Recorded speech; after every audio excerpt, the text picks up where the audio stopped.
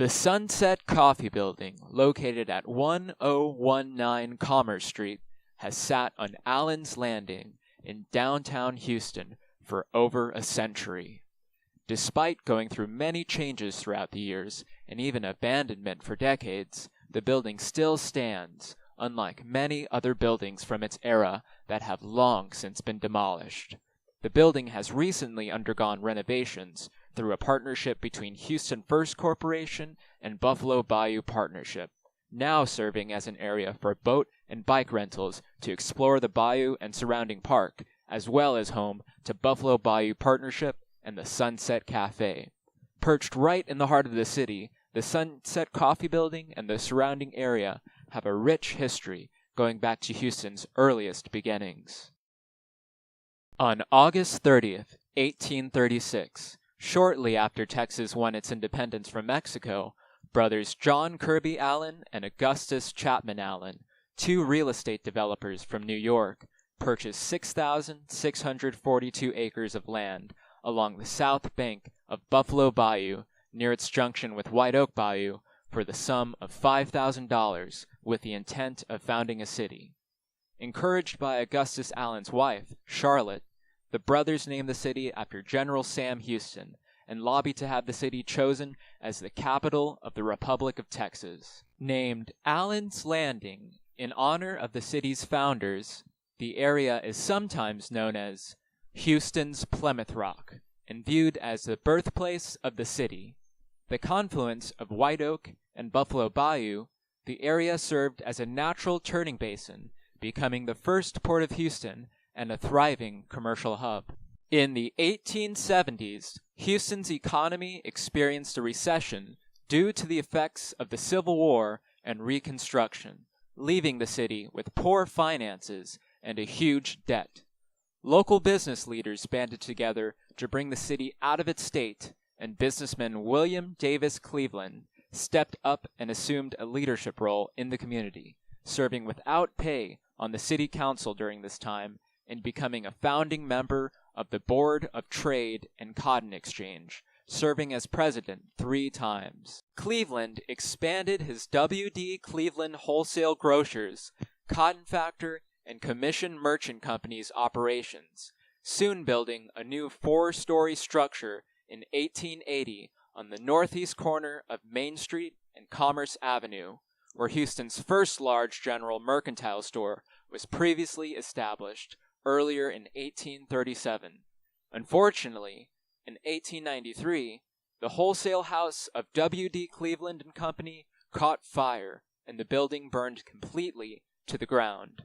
Cleveland began construction on a new building, using pre-reinforced concrete construction with oyster shell as reinforcement instead of rebar, giving it the nickname the Concrete House. In 1894, W.D. Cleveland & Co. began manufacturing their own baking powder and coffee in a 2-story building constructed to the northwest of the company's main offices, on the sloping bank between the main building and the bayou. After buying the International Coffee Company of Galveston in 1907, Cleveland built a building behind his main building to serve as the headquarters for his coffee roasting and distribution business, constructing a 3-story building that required a long concrete retaining wall be built south of the wharf so that the new structure would lie at the same elevation as the existing company building at 1019 Commerce Avenue, replacing the 2-story structure Cleveland & Sons had previously used to roast coffee in. Coffee was imported from Central America, manufactured under the Sunset Coffee label, which was distributed throughout the Southwest from the transportation hub of Houston. The Sunset Coffee brand advertised their product as being roasted and packed in Houston in airtight sealed tins that were dustproof, germ-proof, and impervious to moisture.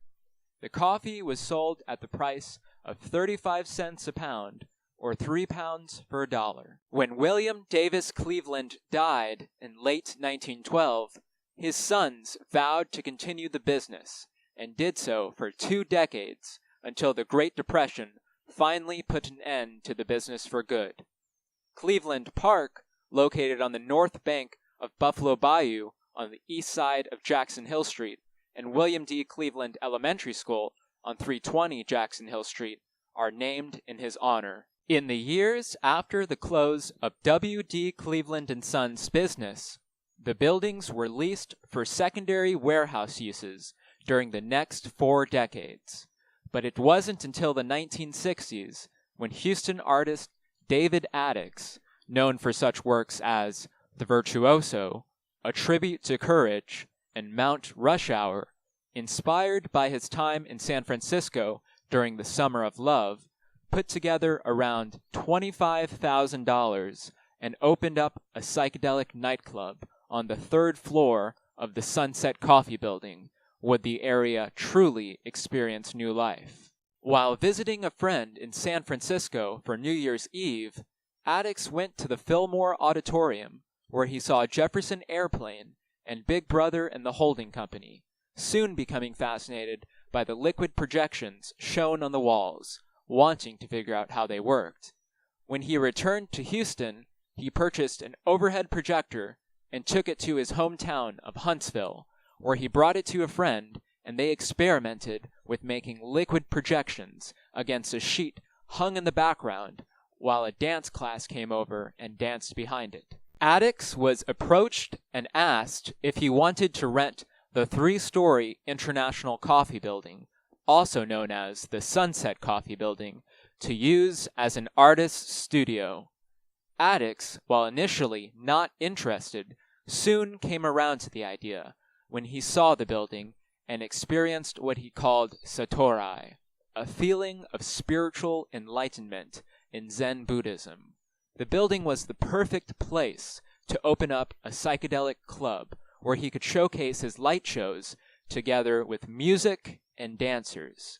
So on June 3rd, 1967, the club officially opened and was a great success. After paying the $2 entry fee, patrons could dance and watch the liquid light shows broadcast against some of the best psychedelic rock bands at the time, or lay back in the Zonkouch area, which utilized 4-inch foam mattresses made the size of 10 king-size beds, large enough to accommodate 30 to 40 people, lying down along with pillows. Earlier, in 1963, the Houston Chamber of Commerce created a committee to beautify the bayou and turned Allen's Landing into a park.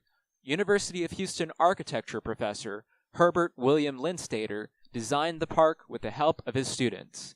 Linstater's colleague at the U of H College of Architecture, Burdett Keeland, along with 2 of his financial partners, purchased both the Sunset Coffee Building and the W.D. Cleveland Building, intending to tear down the older building and renovate the other into an upscale, mixed-use facility designed by Keeland. Because a big motivation to open the club was to showcase Addix's main interest at the time, light show projections, as well as have an area to lie down and experience the show, or zonk out, Addix came up with the name Love Street, Light Circus, and Feel Good Machine.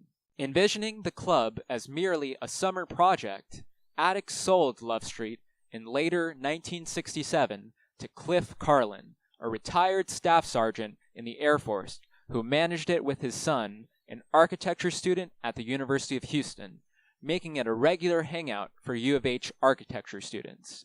The club and surrounding park soon became a central hub for artists and hippies in Texas in the late 1960s.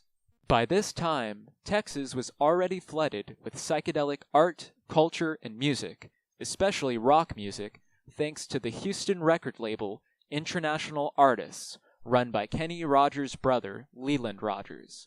The label primarily released psychedelic rock bands from Texas, the most notable of the artists featured on the label being the 13th Floor Elevators from Austin, Texas, who are arguably the first psychedelic rock band in history, fellow Austin band The Golden Dawn, Bubble Puppy from San Antonio, and Houston's own The Red Crayola.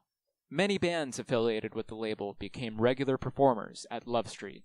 The night Love Street opened, the Red Crayola, along with the Houston group Fever Tree and the Love Street house band The Starvation Army, played live sets for the club's debut. While many of the artists featured at the club were locals, such as the Elevators, the Moving Sidewalks, who later became ZZ Top, Lightning Hopkins, and Johnny Winter, some bigger acts have played there, such as Jefferson Airplane, who stopped one night to jam after performing a larger stadium concert in Houston earlier in the evening. Since the club was located on the 3rd floor of the building, making bands haul their gear up flights of stairs around the side of the building, there was space on the property for other shops and businesses to open, such as the Mind Mart shop and a speakeasy-themed club called Warehouse No. 1 to meet the needs of hippies that gathered around the area. A gallery was opened in the adjacent Cleveland building by Keeland, but it closed within months. There were plans to expand Love Street with locations in San Antonio and Corpus Christi, but after 3 years, Love Street permanently closed its doors in 1970 when Carlin decided to get more involved in international artists' records.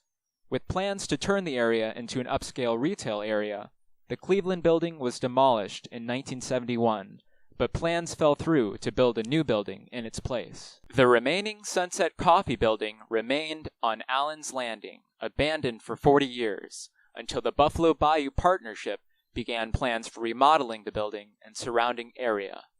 Now repurposed as a recreational and cultural center, it survives as an important landmark and a reminder of Houston's birth and history.